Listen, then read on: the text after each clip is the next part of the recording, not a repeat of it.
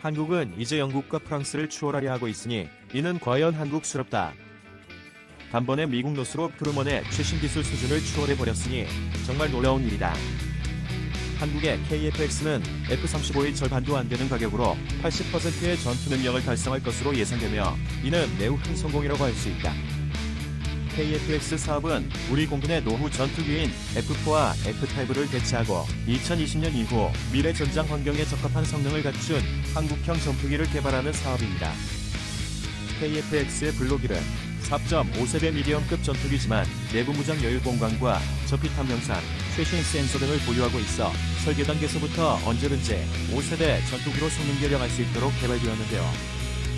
향후 블록 3으로 진화적 개발 단계를 거치면서 완전 내립형 내부 무장창을 갖춘 5세대 스텔스기로 개량해 나갈 예정입니다. 전투기 개발 역사가 오래된 미국의 경우 이미 1980년대부터 스텔스 공격기를 운용하고 있으며 1991년 5세대 전투기인 F-22의 시즈기가 시험 비행한 뒤 2005년을 전후로 실전 배치했는데요. 이제 막 국산 전투기 플랫폼 개발을 시작한 한국의 KF-X와 미국의 최신의 전투기인 F-35의 성능 격차는 당연히 클 수밖에 없습니다. 그러나 최첨단 기술의 집합체인 전투기의 특성상 4.5세대 전투기 개발은 반드시 거쳐야 하는 과정이며 독자적으로 성능 개량 가능한 플랫폼을 가진다는 것은 향후 5세대, 6세대 전투기를 독자 개발할 수 있는 능력을 보유하는 의미를 가진다고 할 수 있습니다. 게다가 국산 플랫폼을 확보하면 국산 무장체계를 통합할 수 있다는 메리트도 있는데요. 이는 항공전자, 무장 분야 기술이飛躍적으로 발전할 기반을 마련하는 셈이기도 합니다. 중국의 한 군사 전문 매체는 KF-X는 F-35의 전투 성능의 80%에 도달할 것이며 가격은 절반 수준밖에 안 되기 때문에 매우 성공적인 프로젝트라고 평가했는데요. 이 밖에도 한국의 강건한 태도와 개발 속도, 기술력에 대해 놀랍다는 반응을 보였습니다.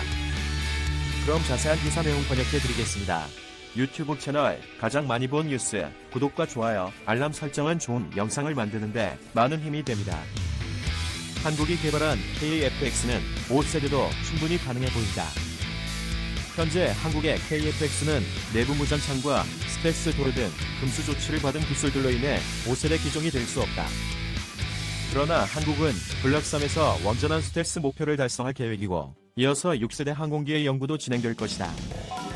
다만 5세대 항공기의 항전 장비와 적응형 가변 사이클 엔진을 어디서 구입할 수 있느냐가 관건이다. KF-X는 무기체계로 범유럽 방산업체 MBDA에서 개발한 미티어 중거리 공대공 미사일과 독일에서 개발한 아이리스-T 적외선 유도 미사일을 채택했다. 이 미사일들은 미국의 최신 미사일들과 비교해도 손색이 없다. 지상 공격용 무기로는 GPU-12 레이저 유도 폭탄, 제1대막 동식폭탄, CBU-105 바람 수정 확산 판 등을 사용한다. 가장 중요한 엔진은 미국 제너럴 일렉트릭의 F414 G400 터보팬 엔진을 탑재한다. 미국이 엔진 수출을 막지 않은 이유는 한국에게는 미국제 외에도 유로제트사에서 개발한 EJ200과 프랑스 사프란사의 M88이라는 두 가지 선택지가 더 있었기 때문이다. 특히 롤스로이스사가 설계한 EJ200은 기술적으로 볼 때 F414보다 더 발전된 모델이다. 미국 정부는 이 거대한 테이프를 포기할 이유가 없었다. 한국의 예상 도입 수량인 KF-X 120대에만 최소 240대의 엔진이 필요하다. 게다가 예비 수량과 수출 수량까지 고려하면 더 많은 양이 수출될 것이다. 또한 F414는 원래부터 대량 수출된 모델로 스웨덴 사부의 JAS-39 프리편도 이 엔진을 사용한다. 한국의 항공기 제작 역사는 F5와 KF-16을 면허 생산한 것과 1990년대 초 K2와 기본 훈련기를 개발한 건 록히드 마틴의 기술 지원을 받아 T-50 고등 훈련기를 개발한 것이 전부였다. 한국은 2에서 3세대 전투기를 자체 기술로 개발한 적이 없고 엔진과 기초 장비, 항전 시스템 등의 연구 개발 축적량이 적었다.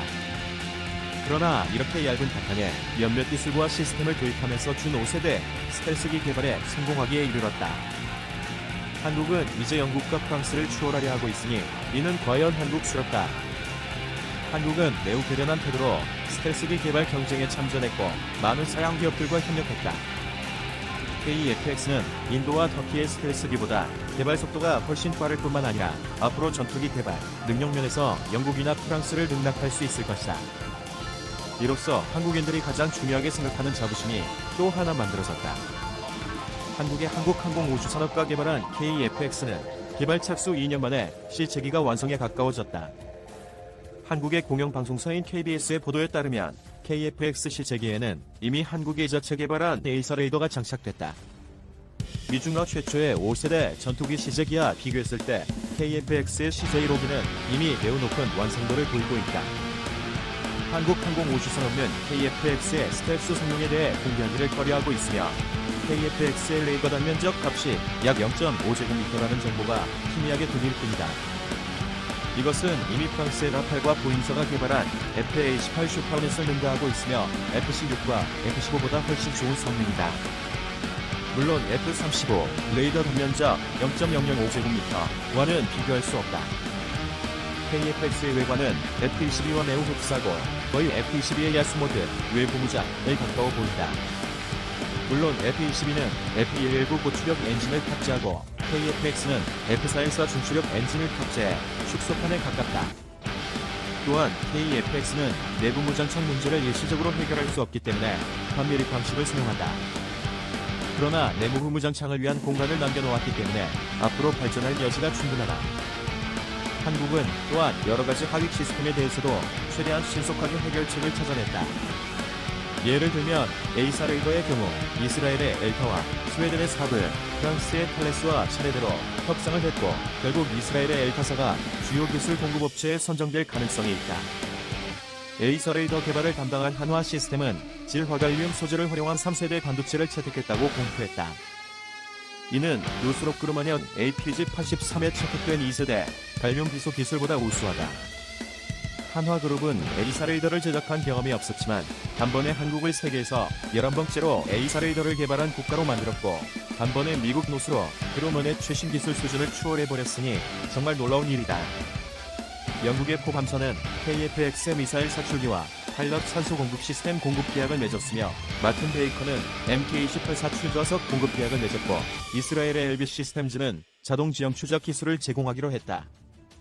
캐나다 헤루스 데비크는 하나와 협력하여 랜딩 기어를 개발했다.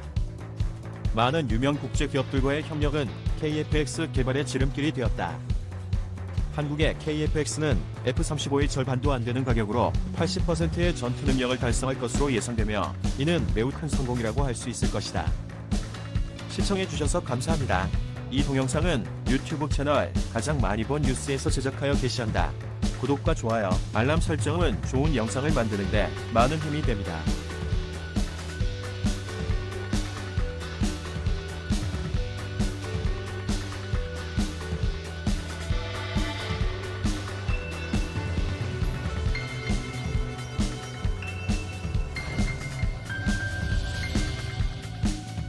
한국은 이제 영국과 프랑스를